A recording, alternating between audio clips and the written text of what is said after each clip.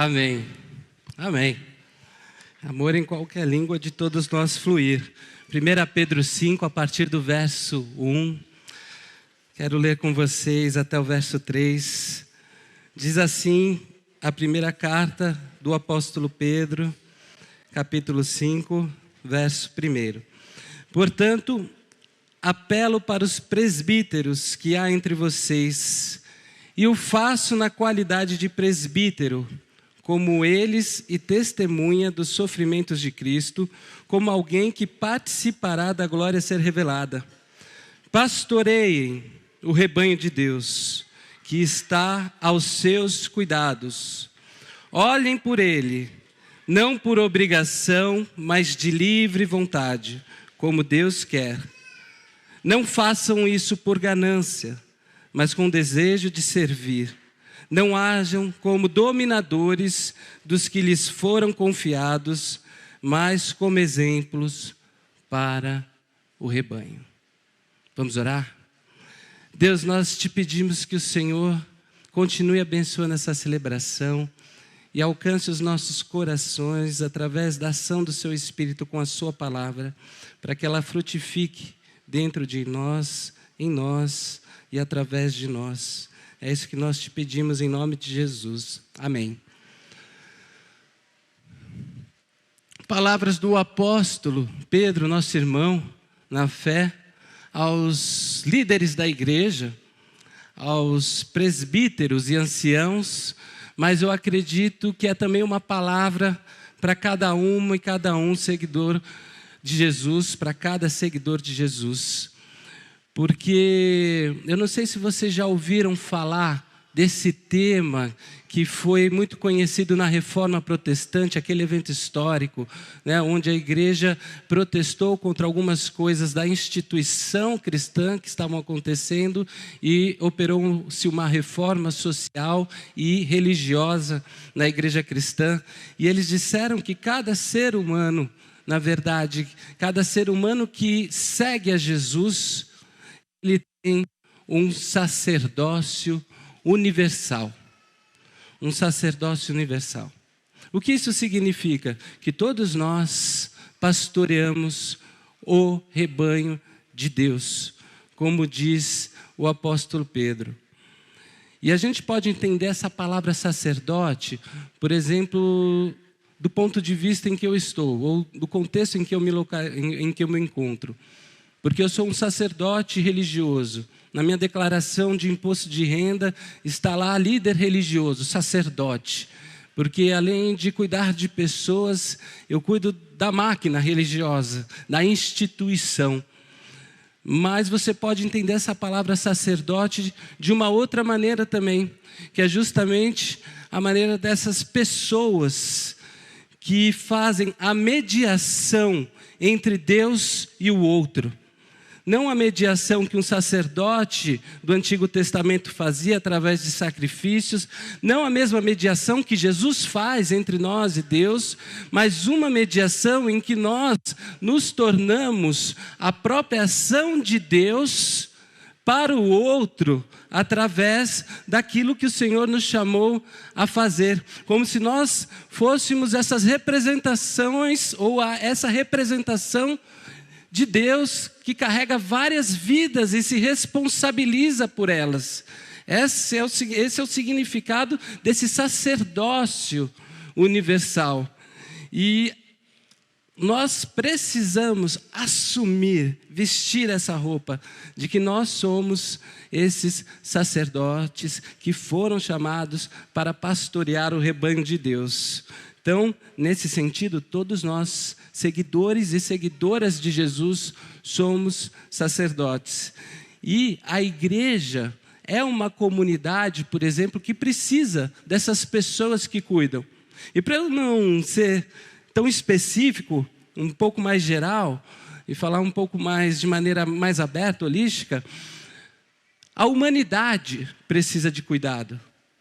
Não é verdade? Todos nós, eu e você, precisamos de cuidado. E essa é uma primeira coisa que parece que o apóstolo Pedro está nos mostrando agora. Que todos nós, toda a humanidade, cada indivíduo cada pessoa precisa de cuidado. Nós temos áreas da nossa vida que parece que elas só serão supridas por intermédio de uma outra pessoa. Não somente da ação de Deus, mas da ação dessa pessoa, que significa na nossa vida a ação de Deus. Isso diz respeito à nossa constituição. Nós precisamos da ação do outro nas nossas vidas. E você pode pensar isso com muita facilidade e rapidez, se você olhar para dentro da sua vida ou para a sua história, na verdade, e conseguir entender ou se lembrar que em algum momento você precisou da ação de uma pessoa para que você pudesse ser suprido em alguma necessidade, ou ser ajudado em algum momento em que você estava pedindo socorro, e essa ação dessa pessoa foi propriamente uma intervenção divina de Deus na sua vida. Então, outros homens, outras mulheres que se encontram conosco são sacerdotes que podem nos ajudar na nossa história e serem instrumentos do nosso Deus. E essa percepção, todo mundo aqui sabe, é muito basilar, é muito básica, né? Mas a gente corre um risco de cair num grande engano, às vezes, porque a gente pode trilhar, por muitas vezes, nas nossas decisões, um caminho muito nocivo para a nossa alma, um caminho muito nocivo, por exemplo, que nos dá a sensação falsa de que nós não precisamos de ninguém, de que nós não precisamos do outro, da outra pessoa na nossa vida.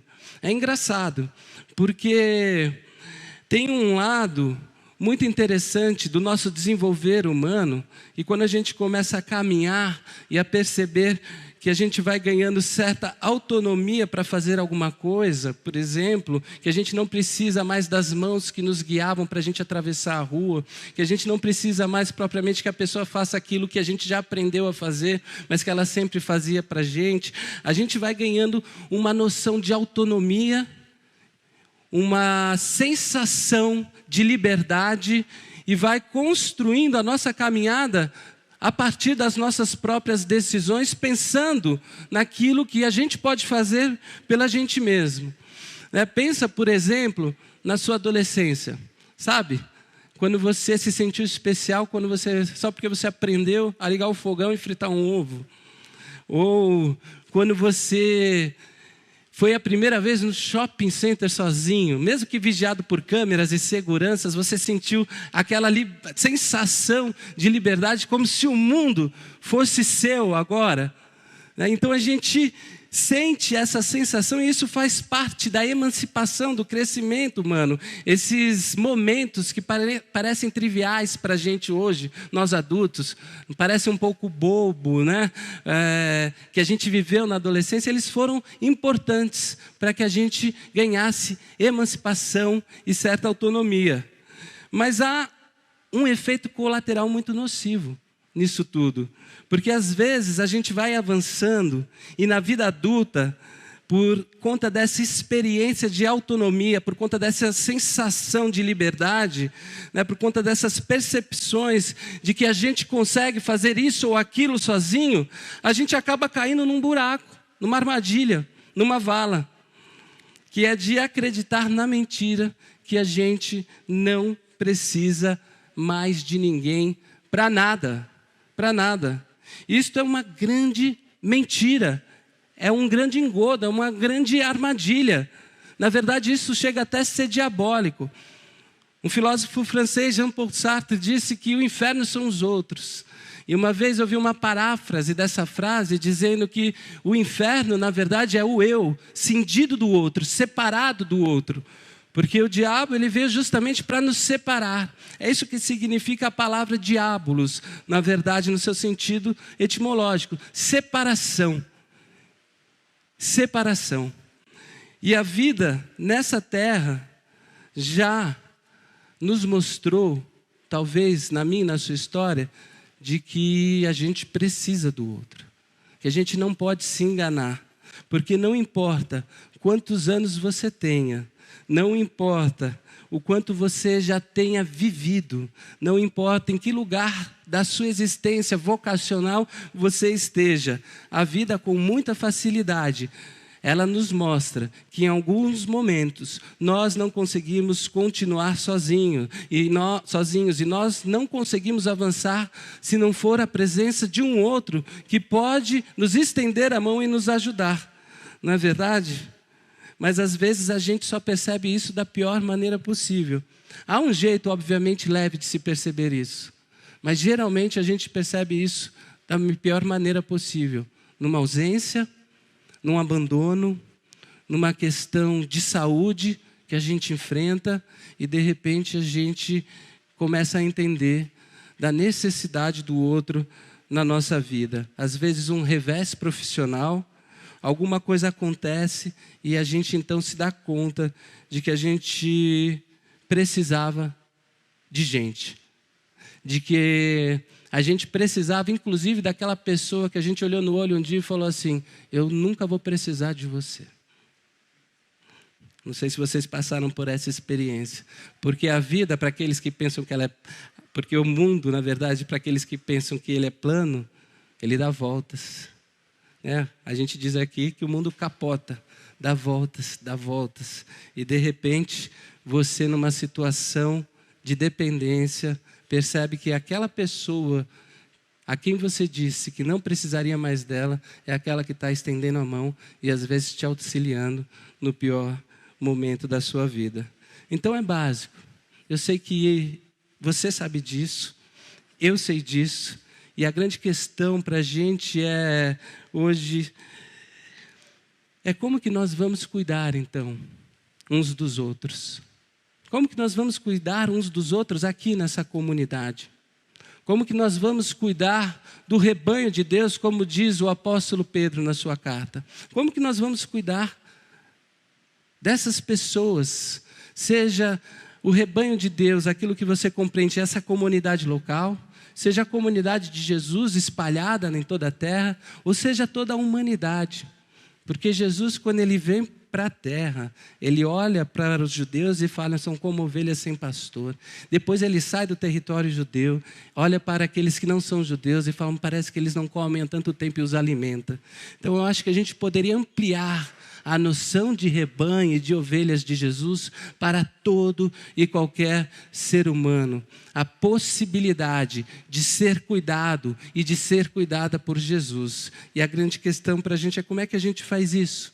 Como é que a gente, seguidora de Jesus, como aqueles cuidadores das outras pessoas, por vocação, por chamado, cuidamos uns dos outros? E parece que o apóstolo Pedro, ele nos dá aqui pelo menos dois conselhos básicos, que a gente pode talvez tentar seguir. A primeira coisa que ele diz é: cuidem de coração e não por ganância. Cuidem de coração e não por ganância. E eu volto a dizer, a gente poderia limitar essa mensagem somente à nossa comunidade, mas seria muito pouco, porque eu acho que o conselho que o apóstolo Pedro dá aqui para a gente é para a vida. Cuide do outro que cruzar o seu caminho com o coração e não por ganância. Então, o que o apóstolo Pedro está dizendo para a gente nessa noite, através dessa carta, é que a gente não deveria cuidar do outro na perspectiva do lucro, na perspectiva do se dar bem. Você pode falar: não, mas eu nunca pensei nisso. Quando eu ofereço a mão para o outro, eu não estou pensando em ganhar alguma coisa, eu não estou pensando em ganhar dinheiro, eu não estou pensando nisso. Mas, às vezes, a gente esconde no coração, ou na nossa consciência, aquela pergunta que não se materializa quando a gente vai fazer alguma coisa por alguém, que não é expressa pela nossa boca, mas que fica aqui dentro. O que eu estou ganhando com isso? O que eu ganho com isso? Aonde isso está me levando? Qual é a vantagem? Sabe, essa pergunta é uma pergunta possível da vida. Eu acho que em alguns momentos da vida, em alguns contextos, a gente faz essa pergunta, não é verdade? O que eu estou ganhando com isso? Por que eu estou aqui? Mas essa pergunta ela precisa estar no contexto e no lugar correto. Porque quando a gente faz essa pergunta para tudo aquilo que a gente faz, sobretudo quando é em relação ao cuidado do outro, a gente acaba revelando um mal que atravessa o nosso coração e que faz essa pergunta, o que eu vou ganhar com isso, demonstrando que a gente parece que quer tirar vantagem em tudo aquilo que a gente faz. Porque existem muitas coisas da vida. E parece que é isso que Jesus nos diz, e o apóstolo Pedro está dizendo, que a gente vai fazer e a gente não vai ter ganho algum. A gente não vai ter ganho algum. Jesus, inclusive, disse isso. Ele disse, olha, quem quer ganhar a sua vida deve primeiramente perdê-la. Perdê-la, como se Jesus estivesse dizendo, olha, nem tudo aquilo que você faz para o outro, você vai receber algo em troca por isso.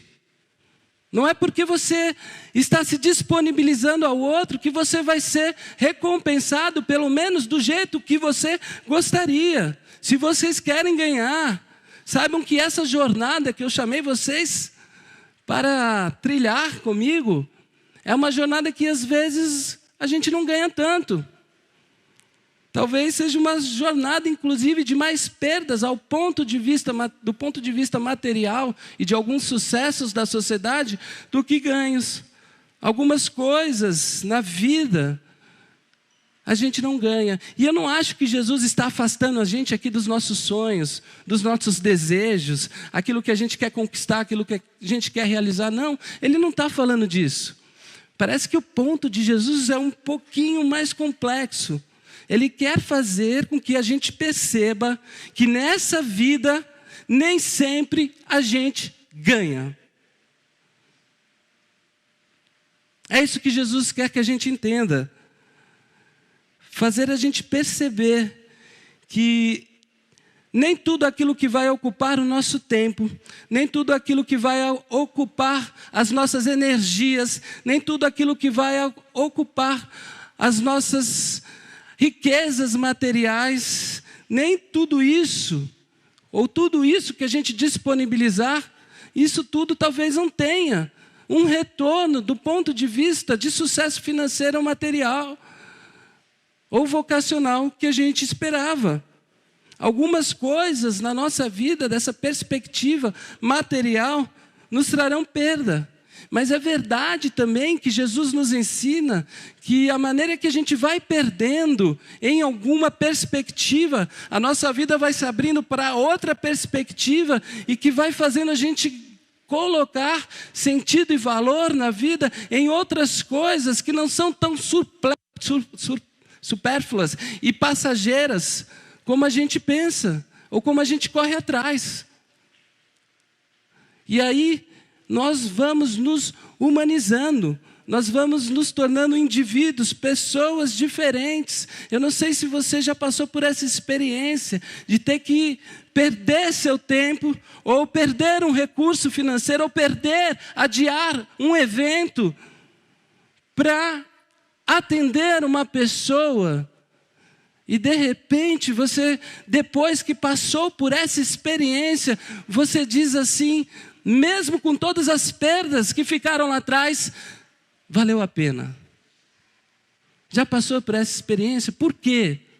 Por que você diz isso? Justamente porque existem coisas na vida que são mais importantes do que aquelas que têm a ver com a nossa ganância, com a nossa vontade de se dar bem. Então, quando a gente cuida de pessoas, quando a gente se empenha num projeto de cuidar do próximo, como a SEB está fazendo aqui toda semana, e outros ministérios, como os PGs estão fazendo, quando a gente se empenha, se apresenta no mundo como parte de cuidadores, ou dos cuidadores e das cuidadoras de pessoas, é bom que a gente lembre o nosso coração, que nesse projeto a gente não deve, até pode, mas não deve agir por ganância.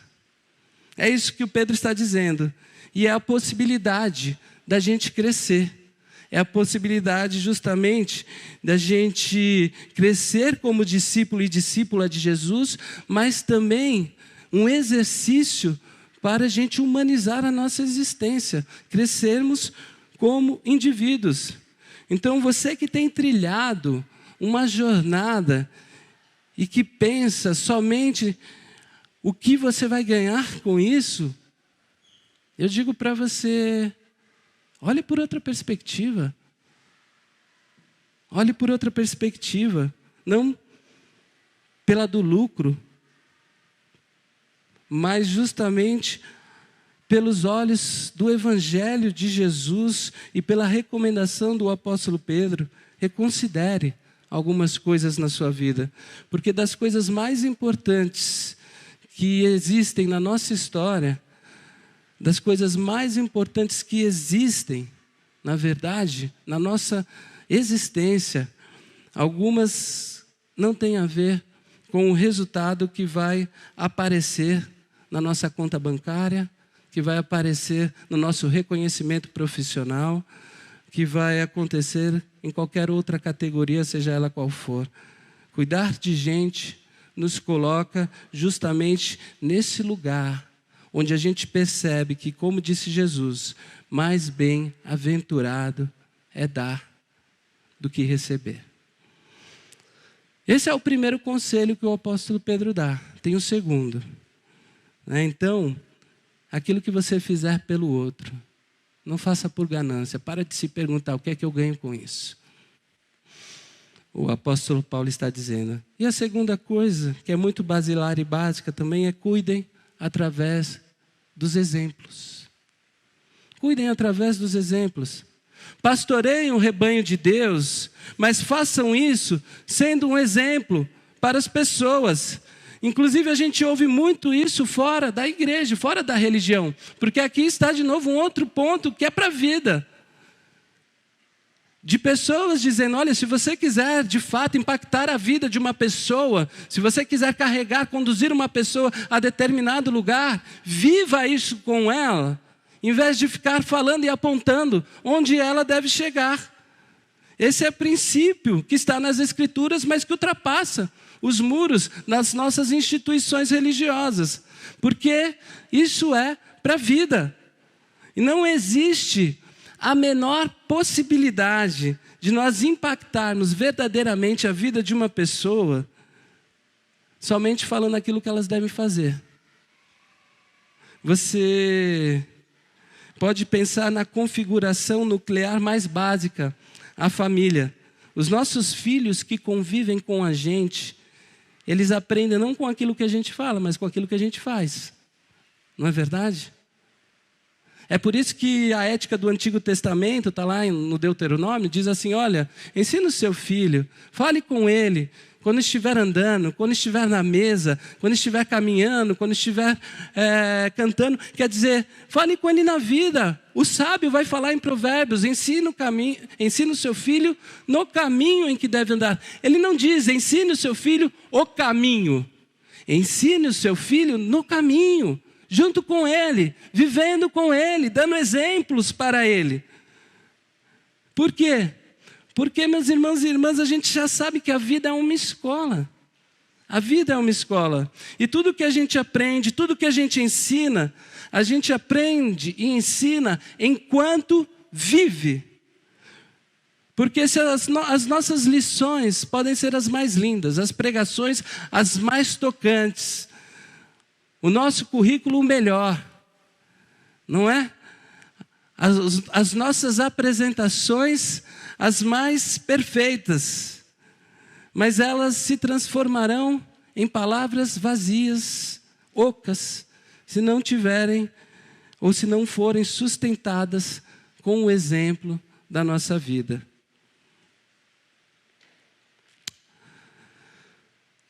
A gente precisa de pessoas que sejam exemplo na caminhada, e as pessoas precisam desse exemplo de caminhada.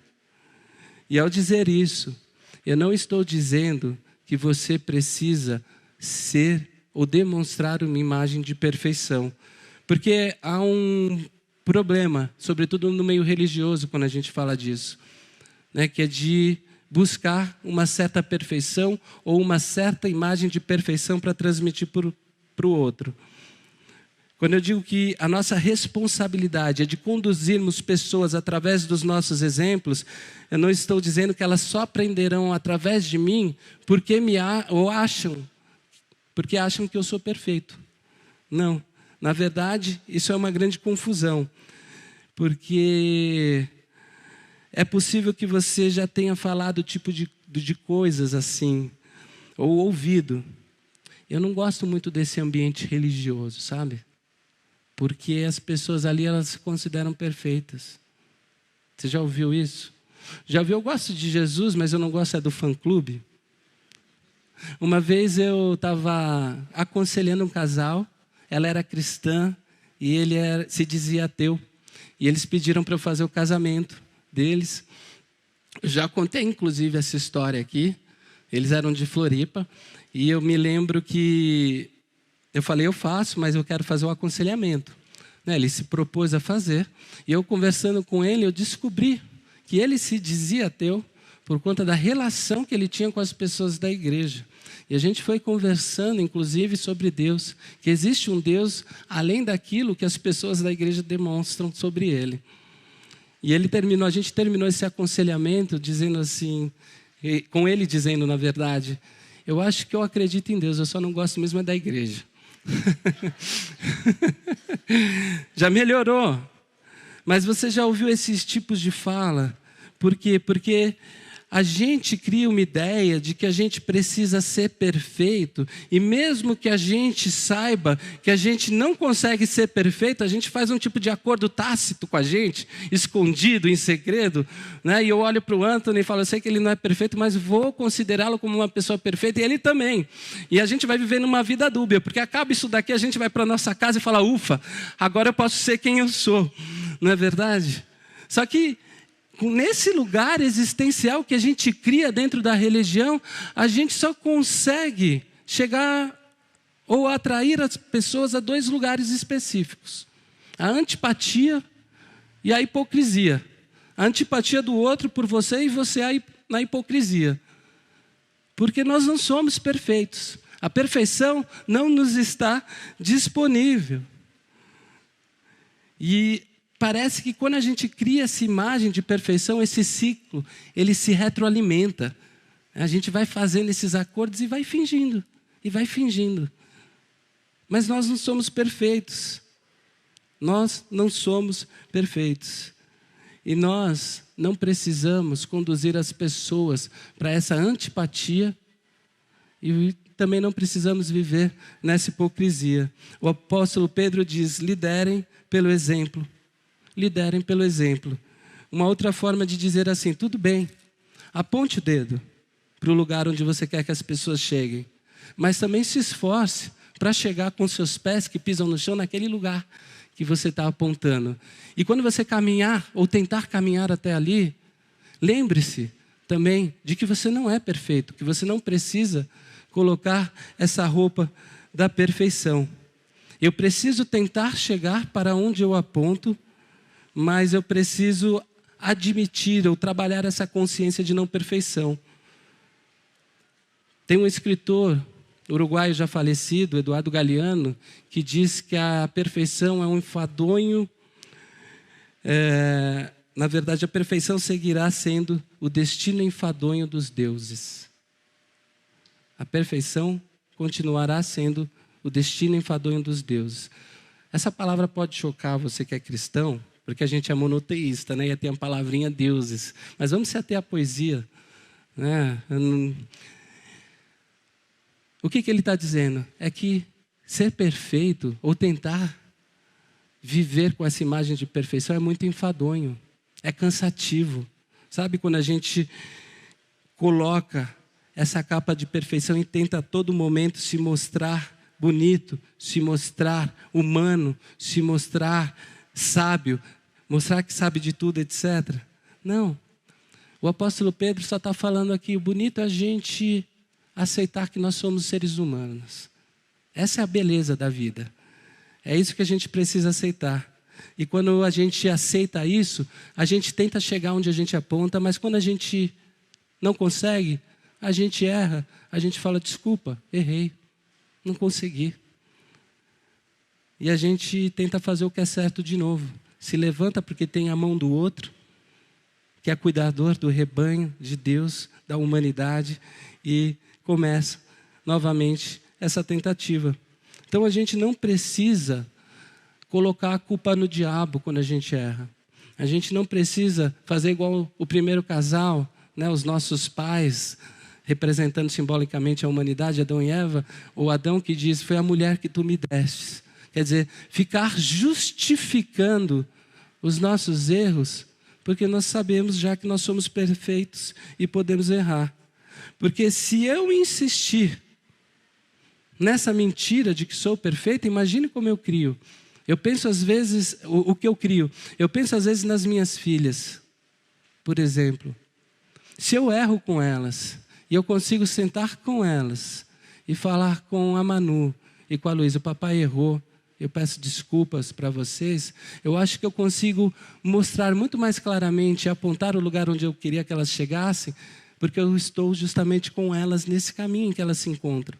Mas se eu começo a justificar um erro, em que nem eu, ou na verdade nenhuma criança, aos olhos de uma criança, ela sabe que eu errei, e eu fico justificando de alguma maneira, não, mas eu quis dizer isso, eu quis fazer aquilo, e de repente fico justificando.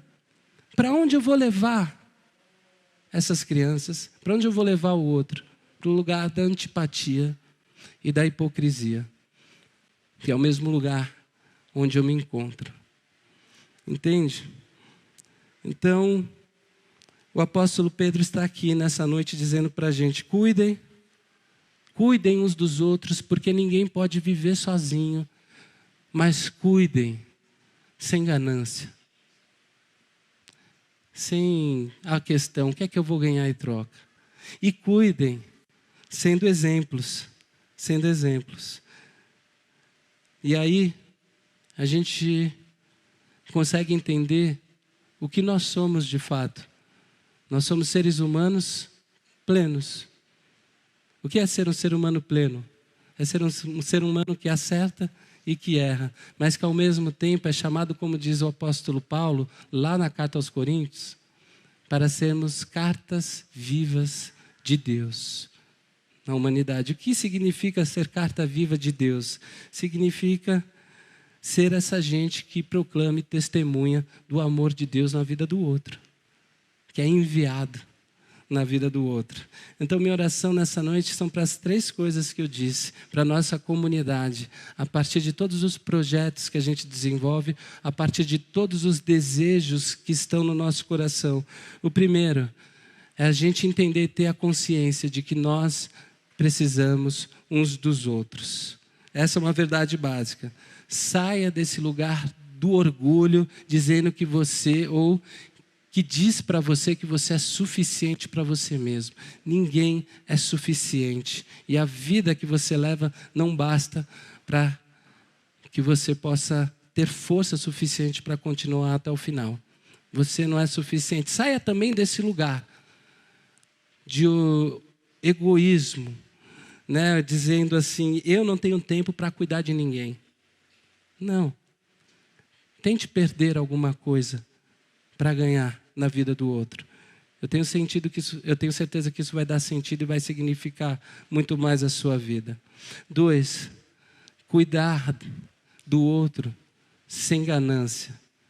Quer dizer, se tiver de que cuidar de alguém, sem a pergunta, mas o que eu ganho com isso? Porque essa pergunta não dá conta da vida. Eu me arriscaria a dizer que essa pergunta não dá conta das coisas mais profundas e mais necessárias da vida. Se eu sou um seguidor de Jesus, se você é uma seguidora de Jesus, você vai perceber, mais cedo ou mais tarde, que em alguns momentos, o ganho aos olhos da sociedade, aquilo que representa ganho é perda para o cristianismo, e ainda assim você vai dizer, valeu a pena. Valeu a pena. Valeu a pena. Eu acho que aos olhos de Jesus, se a gente quiser usar essa palavra, sabe? Muitas vezes o saldo vai ser negativo ao lado de Jesus. Mas ainda assim a gente vai perceber que valeu a pena. Porque acho que a vida não cabe nessa planilha de Excel, sabe? Com um título, o que é que eu vou ganhar com isso? Qual que é o meu saldo? Não dá para ser calculada desse jeito. A vida não cabe aí. Às vezes a gente vai perder tempo. Às vezes a gente vai perder recursos. Às vezes a gente vai perder energia. Às vezes a gente vai perder a possibilidade de. E ainda assim, a gente vai olhar e dizer, eu quero fazer isso, eu quero perder isso. Porque nesse momento a gente entendeu, como diz o nosso Mestre Jesus, mais bem-aventurado é dar do que receber. Não cuide por ganância, porque isso vai adoecer a sua alma. E quando eu disse adoecer, eu quero dizer, você vai perder a sua alma. E quando eu digo perder a sua alma, não estou dizendo que você não vai para o céu, porque a gente tem essa fissura, a crente tem essa fissura de ir para o céu, né? Eu não estou dizendo isso, eu estou dizendo que você vai se tornar um sujeito desumano, uma pessoa desumanizada, sem alma. Se você, toda vez que for ajudar alguém, fizer essa pergunta, você vai perceber que você está vivendo, mas na verdade você está morto, porque você virou um zumbi, sabe, Walking Dead, sabe, um vampiro, que só quer ajudar para sugar o sangue e ter algum retorno em troca. E o apóstolo Pedro está dizendo, não por ganância, não, seja um Walking Dead, não perca a sua alma, porque esse caminho de seguidor e seguidora de Jesus tem mais para te oferecer do que aquilo que o dinheiro pode comprar, do que o seu sucesso pode habilitar na sua vida. E tereis, não se esqueça, cuide pelo exemplo. Não seja perfeito, não seja perfeita, essa não é uma possibilidade para a gente. Não se preocupe com isso. A gente precisa ser inteiro. E ser inteiro é ser humano. Saber justamente que a gente erra e que a gente acerta. Como diz o Fernando Pessoa numa das suas poesias mais lindas, pelo menos que eu acho, onde ele diz, para ser grande é preciso ser inteiro. Coloca o mínimo de coisas naquilo que fazes. O mínimo que tem nas coisas que fazes. E seja inteiro. E Jesus disse isso, né? Ele disse isso no Sermão da Montanha. Ele disse, seja perfeito, como o meu Pai é perfeito, como o Pai de vocês que está no céu é perfeito. E infelizmente a nossa tradução, ela traz essa ideia de perfeição que foi assimilada pelo nosso mundo evangélico. Mas uma tradução muito melhor seria, sejam inteiros. Como o Pai de vocês que está no céu, Ele é inteiro. A gente precisa de inteireza, de integridade, de apontar e tentar chegar com os nossos pés aonde a gente apontou. Eu preciso encurtar essa distância que existe entre aquilo que eu acho e digo que os outros devem fazer, o lugar onde meu dedo aponta e a distância que os meus pés precisam percorrer. Se eu consigo fazer isso todo dia, pergunta para a Fê, para a Manu e para a Lulu. Não consigo. Não sou perfeito. Mas eu me lembro que um amigo me ligou uma vez, pastor, em um outro país, e me disse, André, eu estou com um problema. Porque eu vou pregar sobre Coríntios 5, onde fala do amor das pessoas, etc. E eu não estou mais acreditando nas pessoas. E eu falei, você não é perfeito. Mas vai lá apontar o dedo. E depois, quando você descer, você tenta alcançar o lugar onde você apontou. Porque não pense, meus irmãos e minhas irmãs, que todas as vezes que eu subo aqui e falo sobre a palavra de Deus, que meus pés já estão lá. Não estão. Eu não sou perfeito. Eu não sou perfeita. Mas uma coisa eu preciso dizer também. que todas as vezes que eu subir e tiver ainda a dignidade da vocação pastoral, eu posso dizer para vocês que eu estou tentando. Eu estou tentando. E eu acho que todos nós nos encontramos, de certa maneira, nesse lugar. Então a questão é se a gente vai conseguir acordar todos os dias e falar: Deus, eu quero chegar naquele lugar que eu sei que eu preciso. Porque o que a gente não pode parar, mesmo sabendo que somos imperfeitos, é parar de tentar. Porque é isso que vai fazer sentido na nossa caminhada.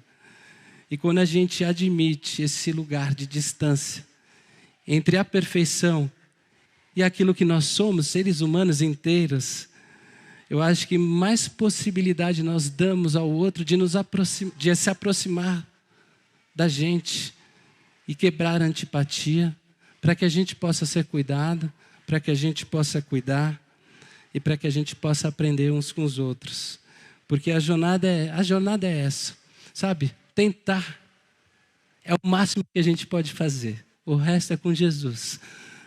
Mas a gente precisa tentar com a consciência de que não precisa carregar essa máscara da perfeição. Porque o ser humano perfeito que viveu aqui, morreu e ressuscitou por mim e por você, homens e mulheres imperfeitos, veio para dar sentido para a nossa vida e mostrar uma inteireza de que nós dependemos dele. E a nossa vida, então, nessa dependência, pode ser salva, restaurada e possibilitar um cuidado e um amor ao outro, da mesma forma como nós recebemos de outras pessoas através da atuação desse Jesus. Que essa seja a nossa oração. Amém? Que nós caminhemos como comunidade, como pessoas que decidiram seguir a Jesus nessa inteireza humana,